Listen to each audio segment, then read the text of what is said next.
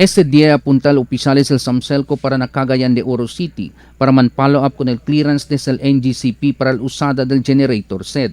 Asgun con Perdi Rodriguez al portavoz del Samselco, fuera con el clearance saka desde el NGCP, taman follow up ya también con el autoridad sa na Energy Regulatory Commission, el Samselco, si cuánto debe cobrar el Samselco ng mga electric consumers, si por ejemplo puede opera con el modular genset. Sí, kaya pagkausa ko nese dito modular, ento man na dito system na nisitaturing to sa permiso na NGCP. Hindi ta basta-basta man nakakunese operate without contract with NGCP.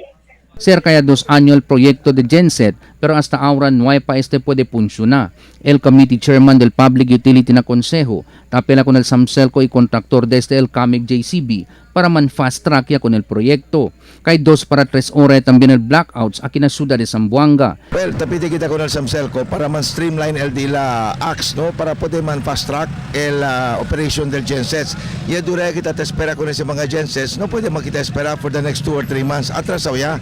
It's about time that Samselco produce results for the people of Zamboanga.